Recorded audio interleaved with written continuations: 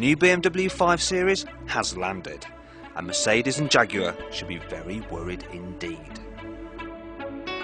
After all, over the previous generations, the 5 has been an innovator, a record breaker, an award winner, a standard setter and a risk taker. And so it makes perfect sense this 6th incarnation should move the executive class on in a similar way. But we can't just assume that's the case, because after all, the Germans do have a little bit of a history of getting complacent in their superiority. So, to make sure that BMW hasn't mucked things up, I'm going to see how the new model measures up to the 5 pillars of executive car excellence, which I've just totally made up to string this review together. Anyway, never mind, let's start off with the first pillar. Handling.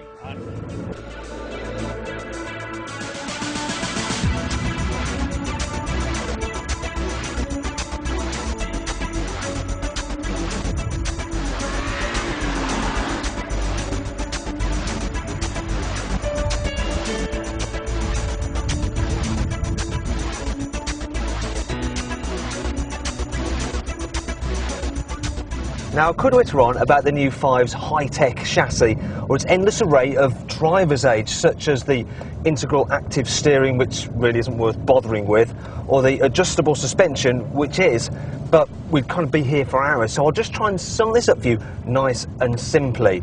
This car handles better than ever before, and it's definitely the best and hardest cornering car in its class.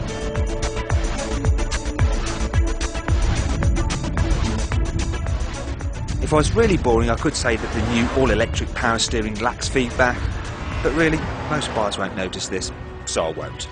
The second pillar of executive car excellence. Comfort.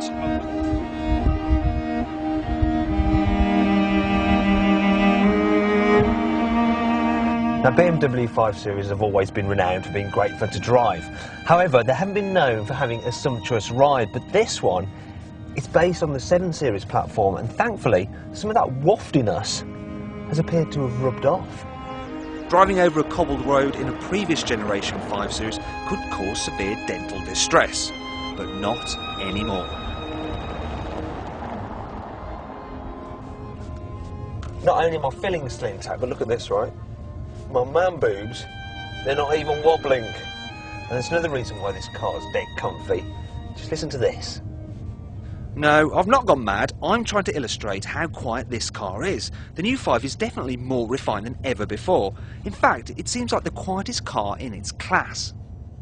The third pillar of executive car excellence. Performance.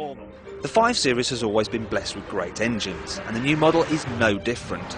Once again, there's a wide choice of petrol and diesel units, all of which are real crackers.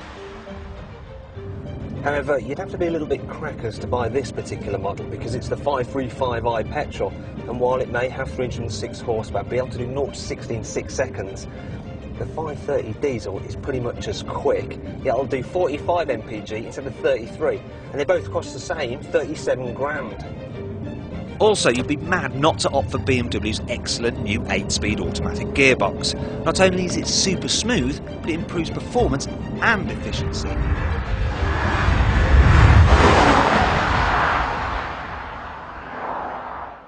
The fourth pillar of executive car excellence. Luxury. This bit can be dealt with quite quickly. You are looking at the best interior in its class. But not only is it sumptuous, there's noticeably more room inside than the old car, especially in the back.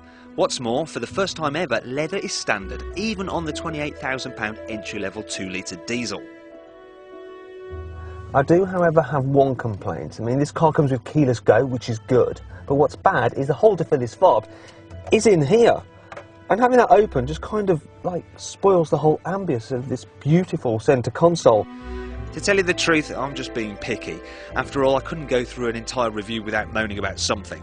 Speaking of which, we're going to get onto the 5's Achilles heel. The fifth and final pillar of executive car excellence. Style. Oh dear, we may have a serious problem here, because this is one aspect where the 5 Series seems to have moved backwards. Somehow the design looks older than the one it replaces. It's by no means ugly, just a little bit anonymous, especially compared to the sexy Jaguar XF.